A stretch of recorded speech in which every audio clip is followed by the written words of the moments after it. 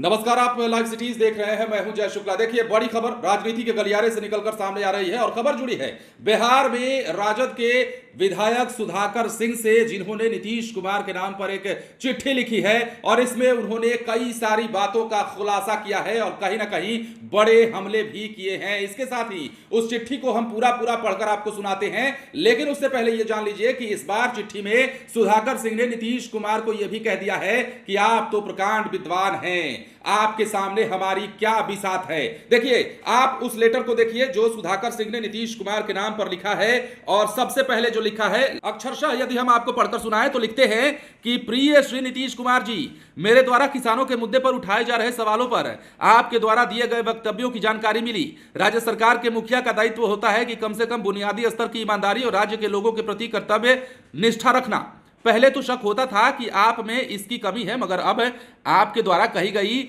मनगढ़ंत बातों को सुनकर यही लगता है कि आपके राजनीतिक जीवन में कर्तव्य निष्ठा और ईमानदारी का कोई भी अस्तित्व नहीं है। कोई नीतिगत मुद्दे पर तार्किक सवाल कर दे तो आपका एक ही घिसा पिटा जवाब होता है, सवाल पूछने वाले को कुछ भी पता नहीं है। खैर, आप जैसे प्रकांड विद्वान के सामने हमारी क्या बिसात है। सुधाकर सिंह लिखते हैं, चूंकि हर सवाल और हर मुद्दे पर आप यही राग अपनाए रहते हैं कि बहुत काम हुआ है, इसलिए आप ही के सरकार के द्वारा जारी किए गए आंकड़ों के साथ बिहार की खेती किसानी से जुड़ी कुछ बातों का जिक्र कर रहा हूं। सुधाकर सिंह देखिए, सबसे पहले जिक्र करते हैं बिहार के किसानों के आमदनी की हकीकत बताते हुए, और हकीकत जो उन्होंने बताई है, लिखा है दूसरे और तीसरे कृषि रोड मैप में बिहार के किसानों की आमदनी बढ़ाने का लक्ष्य रखा गया था। किसानों की आमदनी बढ़ी क्या, यह सवाल पूछा है उन्होंने। और यह भी कहा है 24 मार्च 2022 को संसदीय समिति द्वारा संसद में पेश किए गए एक रिपोर्ट के अनुसार सबसे ज्यादा कमाई मेघालय के किसानों की है। यहां के किसान हर महीने औसतन 29,348 रुपए कमाते हैं। वहीं पंजाब के किसान हर महीने 26,701 रुपए कमाते हैं। लेकिन बिहार के किसान परिवारों की औसत मासिक आय देश के 27 राज्यों की तुलना में निचले स्तर पर है और बिहार का प्रत्येक किसान परिवार हर महीने औसत 7,542 रुपए ही कमाता है। यानी पंजाब के किसानों की औसत आय से बिहार के किसानों की आय जो है 1/4 है। तो देखा आपने, सुधाकर सिंह ने कई सारी बातें कही हैं, लेकिन सबसे पहली जो बात कही है वो किसानों की आय को गिनाया है और तुलना की है कि देखिए पंजाब और मेघालय के किसानों से बिहार के किसान कितने पीछे हैं और नीतीश कुमार को आईना दिखाया है। इसके बाद सुधाकर सिंह बताते हैं,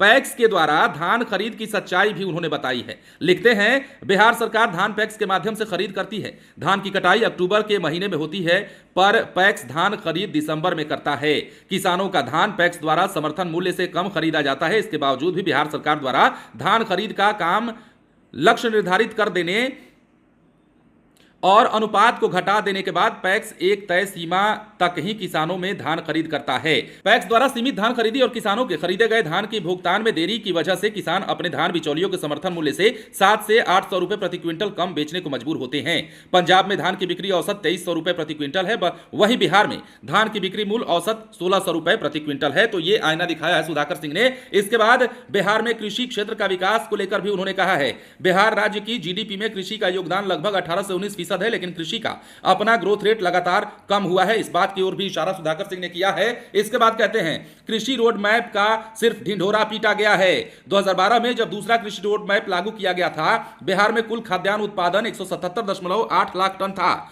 जबकि 2022 में 176.02 लाख टन है, जो कि 10 सालों के बाद 1 लाख टन कम है। कृषि रोड मैप में करीब 3 लाख करोड़ रुपए खर्च करके यही फायदा हुआ ना कि बिहार में अनाज की पैदावार 1 लाख टन घट गई। सुधाकर सिंह यही नहीं रुके, ये भी कहा, भूमि अधिग्रहण में मुआवजे की बात को लेकर भी सुधाकर सिंह ने इस चिट्ठी में जिक्र किया है। लिखते हैं कि बिहार में कई परियोजनाओं के लिए किसानों की जमीन सरकार द्वारा खरीदे जा रही है, पर सरकार किसानों को उचित मुआवजा नहीं दे पा रही है। बक्सर का जो नमूना है वो आपने देखा, किस प्रकार बिहार में क्या कुछ हुआ। बक्सर में किसान किस प्रकार आंदोलनरत हुए, सड़कों पर निकल आए और कैसी कैसी तस्वीरें निकलकर सामने आई, उसको भी इशारा करते हुए सुधाकर सिंह ने लिखा है और कहा है कि सरकार जो जमीनें ले रही है किसानों से, उसके अधिग्रहण की राशि जो है वो पूरी तरीके से नहीं दी जा रही है, मतलब सही राशि नहीं दी जा रही है, कम राशि दी जा रही है। इसके बाद लिखते हैं कि बक्सर के किसानों द्वारा मुआवजा मांगने पर रात के अंधेरे में परिवार पर पुलिस के माध्यम से लाठी चलती है। बक्सर के किसानों की जमीन सरकार द्वारा 2022 में 2013-14 के रेट पर लिया जा रहा है। तो बताइए ऐसे में क्यों ना हो ऐसा।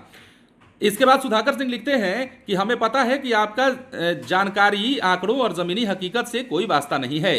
हाल के दिनों में आपने गफलत में रहने का नया शौक पाला है। निजी स्वास्थ्य पर शायद इसका कुछ ज्यादा असर ना पड़े, लेकिन लोकहित के लिए गफलत में रहना ठीक नहीं, इसलिए वो शौक जल्द से ही छोड़ दीजिए। और हाँ, आपकी एक बात से सहमत हूं कि जनता मालिक है। आगामी चुनाव में अपने पसंद से कोई भी क्षेत्र चुन लीजिएगा, जनता इसका उदाहरण के साथ पुष्टि भी कर देगी कि बिहार के लोगों का आपसे भरोसा उठ चुका है। तो बड़ी बात। इसके बाद आखिरी में लिखते हैं, आगामी बजट सत्र में एक बार फिर से बिहार में कृषि मंडी कानून के लिए निजी विधेयक पेश करूंगा। इस बार अगले दरवाजे से आकर बहस के लिए तैयार रहिएगा। तो खुली चुनौती और खुला निमंत्रण नीतीश कुमार को सुधाकर सिंह ने अब दे दिया है और बड़ी बात कही है उन्होंने अपनी इस चिट्ठी में। क्या होता है अब, सुधाकर सिंह पर क्या कार्रवाई होती है, जवाब क्या दिया जाता है, तेजस्वी यादव क्या कहते हैं, लालू प्रसाद यादव क्या कहते हैं और आखिरकार नीतीश कुमार का क्या जवाब होता है। बने रहें नाइट के साथ। यदि अब तक आपने हमारे चैनल को सब्सक्राइब नहीं किया तो सब्सक्राइब कर लीजिए ताकि हम आपको खबरों से अपडेट रख सकें। धन्यवाद।